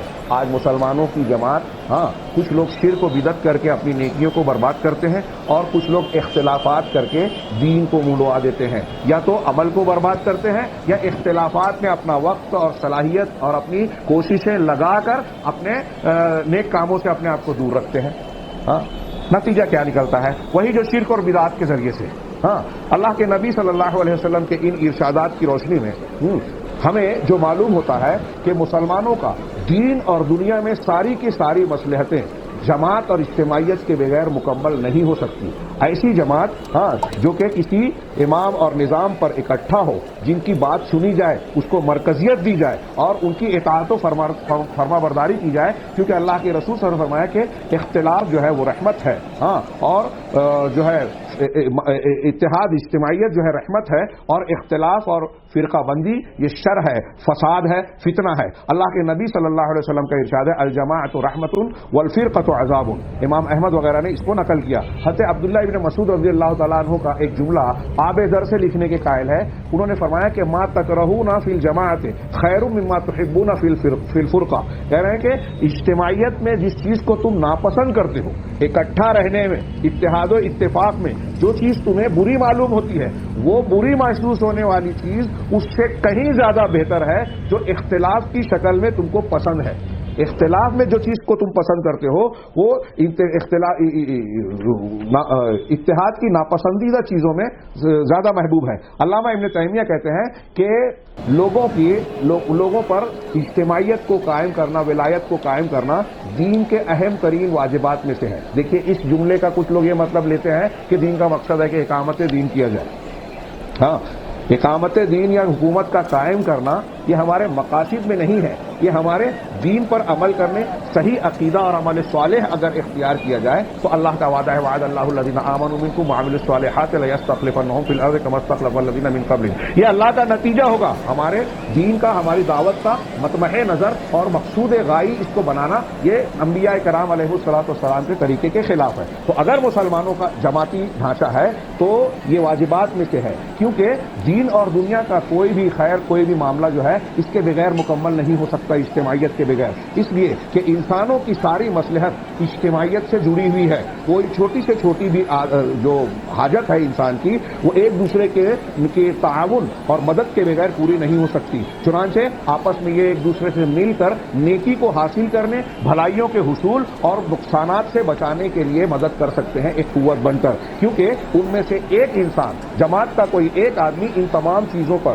कि तमाम मुसलमानों के लिए नफा को हासिल कर ले, नुकसानात का दफा कर दे, ये मुमकिन नहीं है। चुनांचे जरूरी है कि इज्तिमाइयत इख्तियार किया जाए। यहां तक कि नबी करीम सल्लल्लाहु अलैहि वसल्लम ने फरमाया कि अगर तुम सफर में हो, 3 लोग हो, तो तुम में से एक आदमी को अमीर बना लो। आगे जो है शरह जो है बयान की, वो मैंने थोड़ा सा उसका तज़किरा किया, वक्त नहीं है, इसलिए मैं एक दो इक़्तिबास पेश करना चाहता हूं कि मुसलमानों के उम्मत, अफराद और मुख्तलिफ जमातों और ख़ास तौर से नौजवानों की जो लोग सरपरस्ती करते हैं, आजकल इस्लाम पसंदी का जो ढिंढोरा पीटता है, उन लोगों पर लाजिम है कि जिन लोगों ने शबाब की मसलहत को सामने रखा है कि ये बात लोगों को बताएं कि इस उम्मत का आखिरी हिस्सा भी उसी चीज़ से फलाह पा सकता है, कामयाब हो सकता है जो पहला हिस्सा जिस बुनियाद पर कामयाब हुआ, यानी सहाबाए कराम का। चुनांचे ज़रूरी है कि अगर हम इस्लाह की बात कर रहे हैं, मुसलमानों या दुनिया के अंदर दावत और तबलीग का काम करने जाते हैं, तो सियासियात का रास्ता या दूसरे वो रास्ते जो लोगों ने आज तहरीकियत और दूसरे नामों पर خارجیت اور جمہوریت کے قالب میں اختیار کر رکھے ہیں وہ طریقہ صحیح نہیں ہے، بلکہ اللہ کے نبی صلی اللہ علیہ وسلم اور صحابہ کرام کا کہ عقائد اور اخلاق ایمانی پر جو ہے استوار کر کے لوگوں کو تقوی اور پرہیزگاری پر تربیت کی جائے، اجتماعیت اختیار کی جائے، اللہ کی کتاب اور سنت رسول کو بنیاد بنا کر اس سے روشنی حاصل کی جائے، اور اس سلسلے میں علماء جو نصیحت کرنے والے علم و زہد تقوی میں معروف ہیں ان سے تعلق قائم کیا جائے، اور جو ایسے بدعتی دکھاوا کرنے والے آج کل جو بہت شہرت اور گلیمر والے جو ٹی وی چینل پہ اور کلپس لے کر آتے ہیں، ان کے بہت سارے لاکھوں لائک کرنے والے ہوتے ہیں، ایسے اہل بدعت یا منہج صحیح سے منحرف دعات اور تقریر کرنے والوں کے پیچھے نہ جائیں۔ ایسا کرنے سے زمین میں فساد پھیلتا ہے، اور یہ لوگ ایسے ہیں جو کہ بہت سارے علماء، اہل فضل اور جماعت حقہ کے کام کرنے والے جو لوگ صحیح دین پر کام کر رہے ہیں، اہل الحدیث سلفی، ان پر طعن و تشنیع کرتے ہیں، ان پر الزامات لگاتے ہیں، اور اس کا نتیجہ یہ نکلتا ہے کہ حقیقی طور پر جماعت اسلامی کے سلسلے میں جو اسلامی جماعت حقیقی طور پر ہے اس کے اندر تفرق پیدا ہوتا ہے۔ ہاں، یہ دین اسلام اور دعوت کا طریقہ نہیں ہے۔ ایک اقتباس کا حاصل یہ ہے کہ قاعدہ یہ ہے کہ آپ اگر کسی عمارت کو مضبوط بنانا چاہتے ہیں تو آپ اس عمارت کی چوٹی، اس کی اوپری حصوں، اوپری منزلوں اور دیواروں پر محنت نہیں کرتے، بلکہ آپ اگر چاہتے ہیں کہ وہ عمارت مضبوط ہو تو بنیادوں پر محنت کرتے ہیں۔ ہاں، یعنی اسی طریقے سے لوگوں کی تعمیر کرنے کے لیے بنیاد کو مضبوط بنانا ہوگا، یعنی آپ لوگوں کے دلوں سے پہلے ایک دوسرے کے خلاف کینہ کپٹ، تکبر، انانیت، حسد اور جو شبہات اور شہوات کے کتنے دلوں میں جڑ پکڑتے ہیں ان کا علاج کریں، پھر مسلمانوں کی جماعت اور نظام سے جوڑنے کی بات کریں، اور پھر مسلمانوں کے لیے خیر اور نصیحت کا پہلو سامنے رکھ کر ان کے حق میں دعا کا عادی بنائیں، اور جو چیزیں تمرد، سرکشی اور مسلمانوں کے خلاف خروج کرنے اور مسلمانوں کی قدر و قیمت اور عزت کو گھٹانے والی ہیں، امر بالمعروف نہی عن المنکر کو توڑنے اور روکنے والی ہیں، ان چیزوں سے گریز کرنے کی تربیت دیا جائے۔ یہ شرعی ضوابط کے طریقے پر کیا جائے، اس لیے کہ مفاسد سے بچنا مصالح اور فائدے حاصل کرنے کے مقابلے میں زیادہ اہم ہے۔ مسلمانوں کو نقصان پہنچے اس سے ہم کو بچنا ضروری ہے بنسبت اس کے فائدہ حاصل کیا جائے۔ یہ حکومت کا معاملہ بھی اس سے جڑا ہوا ہے، جیسے تم رہو گے ویسے تمہارے اوپر حکومت بنے گی، اسی قاعدے کے تحت آتا ہے۔ شیخ ابن باز یہاں کچھ اقوال ایسے ہیں جس میں یہ کہا گیا ہے کہ مسلمانوں پر اللہ کے رسول صلی اللہ علیہ وسلم نے یہ فرض کیا ہے کہ وہ ائمہ مسلمین کے حق میں دعائے خیر کریں۔ اللہ کے رسول صلی اللہ علیہ وسلم نے تو یہاں کچھ لوگوں نے استدلال کیا کہ ایسے قبائل کے لیے دعا کی جو گمراہ تھے، کافر تھے، اللہم اہد دوسن وأت بہم، وہ مسلمان ہو کر آ گئے۔ تو علماء کہتے ہیں کہ جب غیر مسلم آدمی دعا کے لائق ہے کہ ہدایت پائے تو مسلمانوں کا امام، مسلمانوں کے بڑے علماء اور ان کے ذمہ داران تو بدرجہ اولا دعا کے لائق ہیں۔ امام احمد کہتے ہیں کہ اگر مجھے یہ پتہ چل جائے کہ میری ایک دعا اللہ قبول کرے گا تو میں سلطان کے لیے، مسلمانوں کے حاکم کے لیے کروں گا، اس لیے کہ امام کا صحیح ہونا تمام امت کے فائدہ مند ہے، کے لیے فائدہ مند ہے۔ یہاں ایک دو روایتیں میں پیش کروں، 3-4 روایتیں ہیں، میں صرف آخری روایت پیش کر کے علامہ ابن تیمیہ کا ایک قول پیش کروں گا کہ اللہ کے رسول صلی اللہ علیہ وسلم کی ایک لمبی حدیث کا حصہ ہے کہ اللہ تعالیٰ تم سے 3 چیزوں کو پسند کرتا ہے۔ سامعین کرام، 3 چیزوں کو پسند کرتا ہے، اللہ کے رسول صلی اللہ علیہ وسلم کا فرمان ہے۔ کیا ہے؟ پہلی چیز ان تعبدوا اللہ ولا تشرکوا بہ شیئا، کہ اللہ کی عبادت کرو اور اس کے ساتھ کسی کو شریک نہ ٹھہراؤ۔ دوسرا وان تعتصموا بحبل اللہ جميعا، اور دوسری چیز یہ کہ تم اللہ کی رسی کو مل کر مضبوطی سے پکڑ لو۔ وان تناصحوا من ولاکم اللہ امرکم، اور یہ کہ تم اللہ تعالیٰ نے جن کو تمہارا والی بنایا ہے، ذمہ دار اور کفیل و سرپرست بنایا ہے، تم ان کے ساتھ باہمی خیر خواہی کا سلوک کرو۔ یہ روایت جو ہے صحیح الجامع سے یہاں نقل کی ہے، بخاری مسلم میں مختلف الفاظ سے یہ روایت موجود ہے۔ شیخ الاسلام علامہ ابن تیمیہ کہتے ہیں آپ 3 چیزیں دیکھیے، پہلا توحید، اللہ کی سے عبادت کرو، شریک نہ کرو۔ دوسرا اجتماعیت، کہ کہ سب مل کر اللہ کی رسی کو مضبوطی سے پکڑو. اور تیسرا، اجتماعیت قائم ہو جانے کے بعد امام مسلمین کے ساتھ خیر خواہی برتنا. ہاں، امام کو چاہیے کہ وہ لوگوں کے حقوق کا لحاظ رکھے، ایسا نہیں کرے گا تو اس کے لیے قرآن و حدیث میں سخت وعیدیں ہیں. عوام کو چاہیے کہ امام کی سماعت اور مرکز اجتماعیت کے نظام کے ساتھ جڑے رہیں. اس لیے اگر ایسا نہیں کرتے تو وہ جاہلیت کی موت مریں گے اور جنت سے محروم رہیں گے. شیخ الاسلام علامہ ابن تیمیہ اس روایت کی روشنی میں کہتے ہیں کہ ان احادیث میں، یہاں ایک ہی حدیث میں نے پیش کی، اوپر اور بھی کئی حدیثیں ہیں، ان احادیث میں 3 خصلتوں کا ذکر کیا ہے. ایک، اللہ کے لیے عمل کو خالص کرنا جس کو ہم توحید کہتے ہیں. ہاں. دوسرے، اولو الامر ذمہ داران قوم کے لیے خیر خواہی برتنا. اور تیسرا، لزوم و جماعت المسلمین، مسلمانوں کی جماعت کو لازم پکڑنا. وہذہ الثلاث، یہ 3 چیزیں ایسی ہیں جو دین کے اصول اور قواعد کو اپنے اندر جمع کرتی ہیں اور تمام حقوق کو، اللہ کے حقوق اور بندوں کے حقوق کو اکٹھا کر کے دنیا اور آخرت کی مصلحتوں کو اپنے اندر پیرو لیتی ہیں. یہ 3 چیزیں دنیا اور آخرت کے تمام مصلحتوں کو اپنے اندر پیروتے ہیں. اس میں اللہ کے حقوق بھی آ گئے، بندوں کے بھی. شیخ الاسلام محمد بن عبد الوہاب رحمہ اللہ ان 3 خصلتوں کے بارے میں کہتے ہیں کہ لوگوں کے دین میں خلل اگر واقع ہوتا ہے اور دنیا میں بھی خلل واقع ہوتا ہے تو انہی 3 چیزوں میں سے یا ان 3 میں سے کسی ایک میں خلل واقع ہونے کی بنیاد پر. حاصل کلام کے طور پر اس قول کو آپ سنیے کہ حدیث میں 3 چیزوں کا جو حکم دیا گیا ہے. شیخ محمد بن عبد الوہاب کہتے ہیں کہ دنیا اور آخرت، لوگوں کا دین اور دنیا جو خراب ہوتا ہے اس میں بگاڑ آتا ہے تو انہی 3 چیزوں میں سے کسی ایک چیز میں بگاڑ آنے کی وجہ سے ہوتا ہے. آج بدعات نے مسلمانوں کو 73 فرقوں میں بانٹ دیا.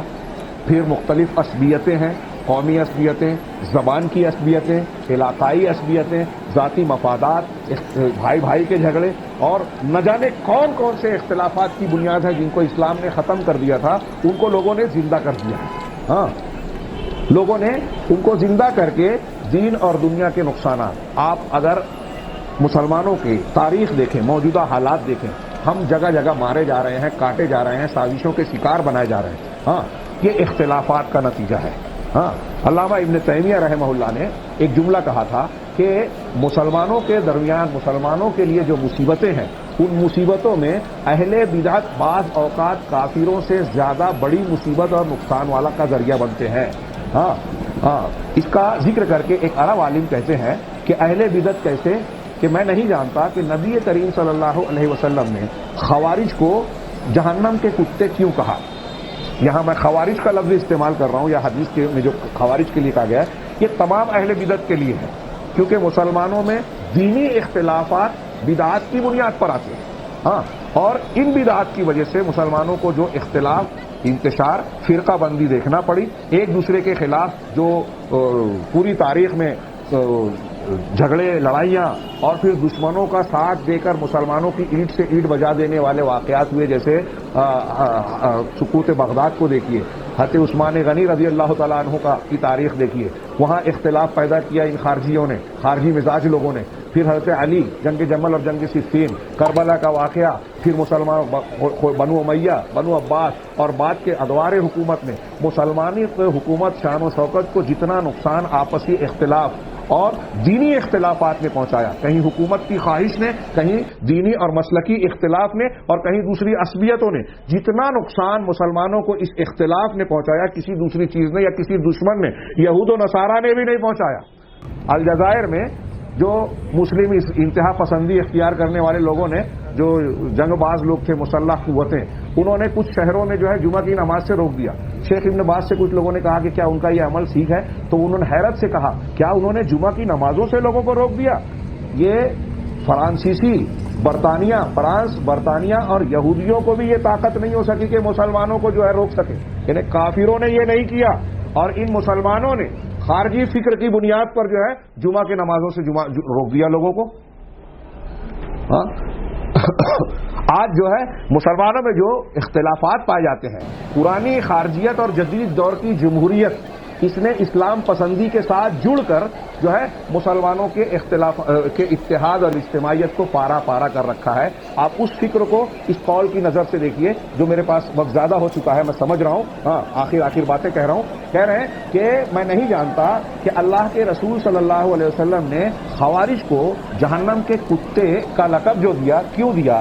شاید اس کی وجہ یہی ہے کہ یہ خوارج جو ہیں یہ مسلمانوں کے اندر ایک دوسرے کو کافر قرار دینے، ایک دوسرے کو قتل کرنے اور یہاں تک کے لیے پورا زور لگاتے ہیں. یہ خوارج ایک دوسرے کو کافر قرار دینے، ایک دوسرے کو قتل کرنے میں، نقصان پہنچانے میں، اور جتنے اہل بدعت ہیں دیکھیے سب کا یہی وسیلہ ہے. ہاں، اور یہ امت کے جو ہے ہاتھوں سے مارتے ہیں. ہاں، کہا یہاں تک کہ ایک دوسرے کو کافر قرار دیتے ہیں، جیسے کہ کتے اپنے لیے اجنبی محسوس کرنے والے، وہ چاہے دوسرا کتا ہو دوسرے محلے کا یا دوسری شخصیات ہوں، جن کو وہ کتے اجنبی محسوس کرتے ہیں، ان پر بھوکنے میں اور دانت سے چبانے میں پورا زور لگا دیتے ہیں. یہاں تک کہ اگر ان کی دم اگر ان کے منہ میں آ جائے تو اس کو چباتے ہیں، دباتے ہیں. ہاں، اور اسی کا مصداق، یعنی شاید یہی وجہ ہے کہ اللہ کے رسول نے ان کو جہنم کے کتے کہا. اور اس کے مصداق بخاری مسلم کی وہ حدیث ہے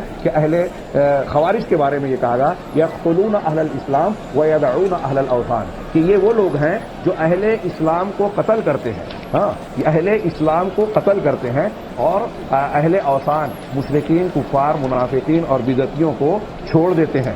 آج کا جو مسلمانوں کا آپ اجتماعی ڈھانچہ اور نقشہ دیکھیں تو اختلافات نے مسلمانوں کی اینٹ سے اینٹ بجا رکھی ہے. وتذهب ريحكم کی تصویر بنے ہوئے ہیں کہ مسلمانوں کی ہوا اکھڑی ہوئی ہے. حکومتیں ہوں یا بڑی سے بڑی تعداد ہو کسی ملک میں، ان کا کوئی، آج ہندوستان جیسے ملک میں مسلمان کھلونا بنے ہوئے.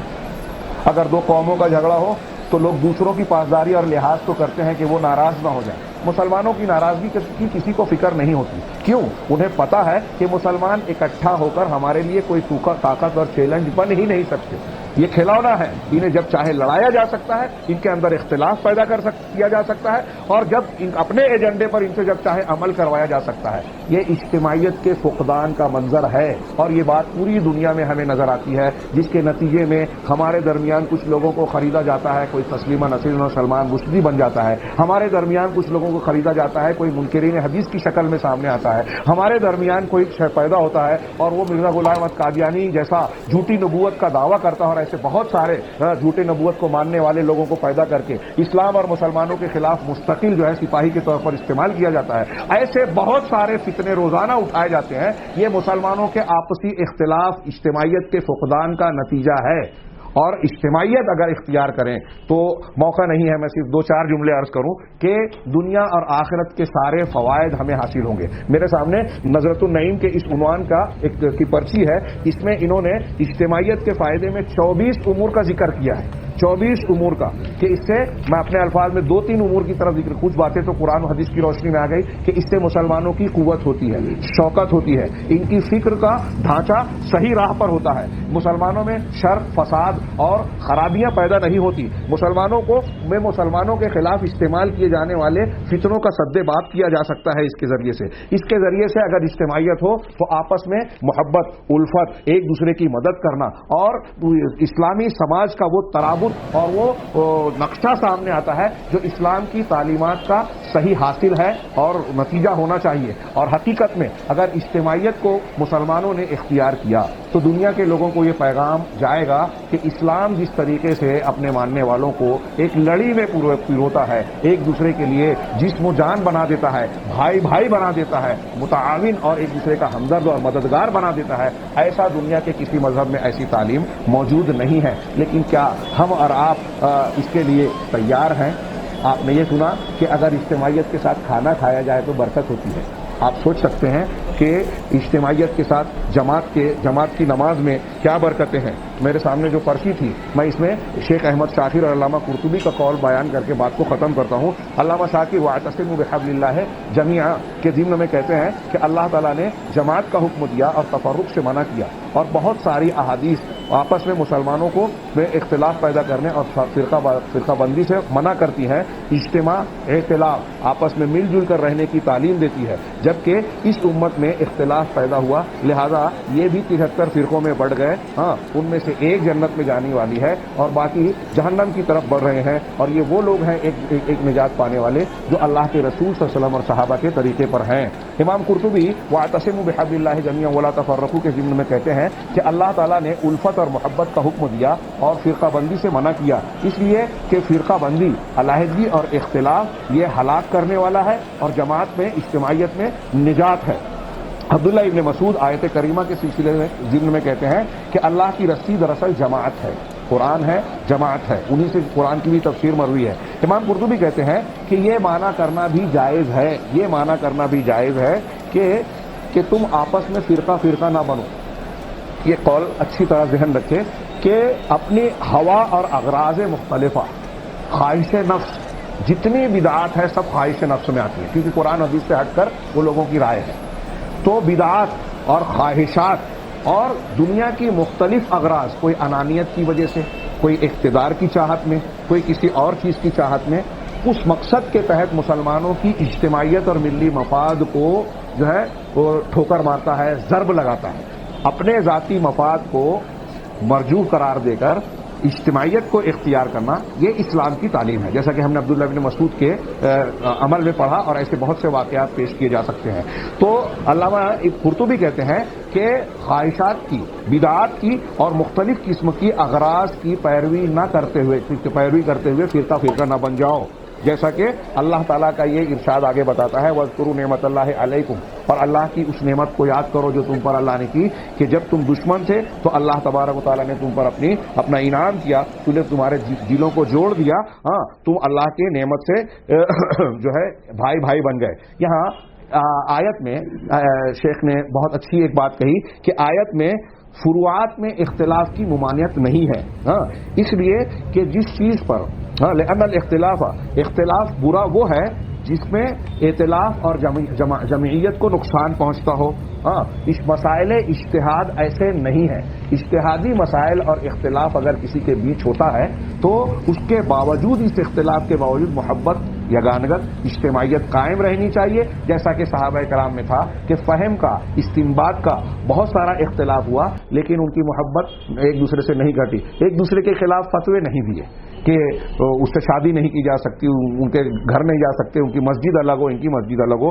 اس کے بعد علامہ ابن کثیر رحمہ اللہ کی بھی تفسیر انہوں نے نقل کی، اور اس میں بھی انہوں نے اختلاف و تفرق کے ضمن میں 73 فرقوں کا تذکرہ کیا اور یہ بتایا کہ اتحاد اور اجتماع قرآن اور حدیث کو مضبوط پکڑنے میں ہے، بدعت و خرافات سے بچنے میں ہے۔ امام شافعی کے قول پر میں خاتمہ کروں، امام شافعی کا قول پیش کیا احمد شاکر صاحب نے، انہوں نے یہ بتایا، میں صرف اپنے الفاظ میں اس کا خلاصہ بیان کروں کہ ایک مسجد میں امام شافعی کہتے ہیں کہ میں اس بات کو ناپسند کرتا ہوں کہ ایک مسجد میں اگر نماز جماعت سے ہو رہی ہے تو ایک جماعت کے بعد دوسری جماعت کھڑی کی جائے۔ کہتے ہیں کہ اگرچہ اس کا جواز موجود ہے لیکن میں اسے ناپسند کرتا ہوں کہ اس کی اجازت دی جائے، الا یہ کہ واقعی کسی کی چھوٹی ہو اور پہلی جماعت میں شریک کوئی آدمی تصدق کرتے ہوئے، جیسا کہ صحابہ کا عمل تھا، اس کے ساتھ اجتماعیت کو پڑھے۔ کیوں؟ اس لیے کہ اگر دو جماعتوں کی اجازت دی جائے تو اس میں اختلاف کا امکان ہے کہ ایک آدمی ایک نماز پڑھنے کے بعد دوسری جماعت میں شریک، پہلی جماعت میں حاضر نہ ہو اور دوسری جماعت کا انتظار کرے۔ یہاں جو اجازت ملی ہے وہ اس طریقے سے ملی ہے کہ جس آدمی کی نماز چھوٹ رہی ہے وہ اس لیے نہیں چھوٹ رہی ہے کہ پہلی جماعت میں وہ شریک نہیں ہونا چاہتا، اجتماعیت سے الگ ہونا چاہتا ہے، اس کے پاس کوئی عذر تھا، اب وہ دیر سے آیا، پہلی جماعت کا شریک کوئی آدمی اس کے ساتھ پڑھ رہا ہے تو یہ اس کے لیے اجر و ثواب اور صدقے کی بات ہوئی، اجر بڑھانے کی بات ہوئی۔ لیکن اگر اس کی اجازت دی جائے تو اتحاد پر، اجتماعیت پر ضرب لگتی ہے۔ علامہ احمد شاکر نے ان کے امام شافعی کی اس بات پر بہت لمبی چوڑی تفسیر بیان کی اور انہوں نے کہا کہ یہ امام شافعی کی انتہائی گہری دینی بصیرت اور ایسی تو علم اور گہرائی پر دلالت کرتا ہے جس سے اچھے عوام تو کیا علماء بھی محروم ہیں۔ دین کی تعلیمات کے یہ موتی بہت کم لوگوں کو نصیب ہوتے ہیں۔ اور پھر انہوں نے بیان کیا کہ دراصل امام شافعی کہنا یہ چاہتے ہیں کہ پہلی جماعت اور اجتماعیت کی اہمیت کم نہ ہو اس طرح سے دوسری جماعت کی اجازت نہیں ہونی چاہیے، وہ اس کو ناجائز نہیں کہہ رہے ہیں، لیکن اس کے آگے وہ بیان کرتے ہیں کہ ہم نے مصر میں ایسا نقشہ دیکھا ہے کہ ایک ہی مسجد میں لوگوں نے اجازت لے کر دو جماعتیں کھڑی کر رکھی ہیں، ایک حنفی امام، ایک شافعی امام. ہاں، اب حنفی جماعت اگر کھڑی ہوئی ہے تو شافعی انتظار کر رہا ہے جماعت کے ہوتے ہوئے اس میں شریک نہیں ہوتا کہ میرا امام نہیں پڑھا رہا ہے. ہاں، اس کی انہوں نے کچھ تفصیلات بیان کی اور پھر یہ بتایا کہ ہم نے دیکھا کہ حرم مکی میں بھی لوگوں نے 4 مصلے بنا رکھے تھے جو واتخذوا من مقام ابراہیم مصلی سے ہٹ کر تھا. ہاں، یہ کتنی حیرت کی بات اور تعجب کی بات تھی اور یہ مسلمانوں کے لیے ڈوب مرنے کی بات تھی کہ جس قبلہ اور کعبہ کو اللہ تبارک و تعالیٰ نے دنیا کے تمام مسلمانوں کے لیے مرکز اتحاد و اجتماع بنایا تھا، وہیں جو ہے لوگوں نے، شیطان نے جو ہے اختلاف ڈال دیا. ہمارے ایک استاذ کہا کرتے تھے کہ جس وقت 4 مصلے تھے حرم میں، ہو سکتا ہے ابلیس جو ہے اللہ تعالیٰ کو خطاب کر کے کہتا ہوگا کہ اللہ تعالیٰ دیکھ، جس چیز کو تو نے اتحاد کا مرکز بنایا تھا میں نے وہی تیرے بندوں کو 4-5 گروہوں میں تقسیم کر دیا. ہاں، اللہ کا احسان اور اس کے حمد و ثنا کا مقام ہے کہ اس نے توفیق دی بعد کے مسلمانوں کو جنہوں نے اس 4 مصلے کی اختلافی گندگی کو جو ہے حرم مکی سے صاف کیا. ایسے ہی ضرورت ہے کہ ہم اپنی صفوں سے اختلافات کی بنیادوں کو اٹھا کر پھینک دیں. اللہ کے نبی صلی اللہ علیہ وسلم نے ایک لمبی حدیث میں بیان کیا نا کہ کوئی مسلمان کسی کی تکلیف کو ہٹاتا ہے تو اللہ تعالیٰ اس کی تکلیف ہٹاتا ہے. جب تک کوئی مسلمان کسی کی مدد کرتا ہے بھائی کی تو اللہ اس کی مدد میں رہتا ہے. آخر میں اللہ کے رسول صلی اللہ علیہ وسلم نے کہا کہ اگر مسلمان کسی جگہ اکٹھا ہو کر آپس میں دین سیکھتے سکھاتے ہیں، ہاں، باہم دین کا دور کرتے ہیں اور جو تو فرشتے ان کو گھیر لیتے ہیں، اللہ کی رحمت ان پر چھا جاتی ہے، اللہ تعالیٰ ان کی مغفرت فرماتا ہے. یہ سب اجتماعیت کے فوائد میں ایک ایک جملہ ہے کہ فرشتے گھیر لیتے ہیں، فرشتے اکٹھا جو ہے رحمت ان کو گھیر لیتی ہے. پھر نماز میں جب اکٹھا ہوتے ہیں تو ان کو کیا کیا فائدے ملتے ہیں. اجتماعیت کے نماز کی جماعت کے ساتھ نماز پڑھنے میں اجر بڑھ جاتا ہے، فرشتوں کی دعائیں ملتی ہے. ہاں، اکیلے نماز کے مقابلے میں 27 گنا یہ نماز کا اجر و ثواب بڑھ جاتا ہے. یہ چند باتیں میں نے کہیں، ہو سکتا ہے کچھ باتیں منتشر سی ہو گئی ہوں، بعض پہلو باقی رہ گئے ہوں، لیکن میں نے جو کچھ پیش کیا ہے اس کی نظر، اس کی روشنی میں ہم یہ سمجھ سکتے ہیں کہ مسلمانوں کے لیے دنیا اور آخرت کے تمام فوائد کی بنیاد اجتماعیت میں ہے. ہاں، جماعت حقہ سے جڑنا، ان کا تعاون کرنا، دیگر مسلمانوں کے ساتھ مل جل کر رہنا. اور آج کل جو یہاں ایک جملے میں کہوں جو ایک لمبی بحث کا متقاضی تھا کہ اگر مسلکی اختلافات ہیں لیکن مسلمان ہونے کی حیثیت سے جو آج بہت سارے چیلنجز ہمارے سامنے آتے ہیں، وہاں کم سے کم باہمی مشترکہ مفادات کو سامنے رکھ کر ہاں اجتماعیت کا ایسا ڈھانچہ پیش کیا جائے کہ مسلمان ہمارے ان اختلافات کو، غیر مسلم طاقتیں ہمارے ان اختلافات کو ذریعہ اور چارہ بنا کر ہمیں شکار نہ کریں جیسا کہ آج ہو رہا ہے. اس سلسلے میں مسلمانوں کے جو خواص ہیں، اہل علم ہے، ذمہ داران ہیں، ان کو سر جوڑ کر بیٹھنا چاہیے. میں نے تقریر کی، آپ نے سن لیا، کسی پر تنقید کر دی، یہ اس کا حل نہیں ہے. اس کا حل یہ ہے کہ ہم مزاج بنائیں، اسلامی تربیت کریں، اجتماعیت کے فوائد لوگوں کو بتائیں. اس کی کتنی شدت سے قرآن و حدیث نے تعلیم دی ہے، اس کو اپنے تعلیم اور اپنے روزمرہ کی تربیت کا ایک حصہ بنائیں، مزاج بنائیں. ہمارے جمعہ کے خطبے، دروس اور دوسرے ساری چیزیں. اور اس کی سب سے بہترین طریقہ ذریعہ جو ہے کہ عقیدہ توحید اور عقائد پر زیادہ سے زیادہ زور دیا جائے. یہ انبیاء کا طریقہ ہے. جب عقائد پر محنت کی گئی اور اس پر تربیت کی گئی تو جن لوگوں نے توحید کو اختیار کیا، نبی صلی اللہ علیہ وسلم کی نبوت اور حقوق کو سمجھا، وہ ایک دوسرے کے بھائی بن گئے، ایک دوسرے کے لیے بنیان مرصوص بن گئے. اللہ کے رسول نے فرمایا کہ مسلمان کے لیے ایک جسد واحد ہے، ایک عمارت ہے. ویسے ہی ہم بن سکتے ہیں جب ہم صحیح بنیادوں پر تعلیم و تربیت کریں اور اس کا اسلامی تعلیمات کو اپنی زندگی میں نافذ کرنے کی کوشش کریں. اللہ تعالیٰ سے دعا ہے کہ وہ ہمیں دین کو صحیح طریقے سے سمجھنے کی توفیق عطا فرمائے اور سمجھ کر اس پر عمل کرنے کی توفیق عطا فرمائے اور اپنے گرد و پیش سے لے کر دیگر لوگوں تک صحیح اسلامی تعلیمات کو اپنی طاقت اور علم کے مطابق پہنچانے کی توفیق دے. وآخر دعوانا ان الحمد للہ رب العالمین وصلی اللہ علی نبینا محمد.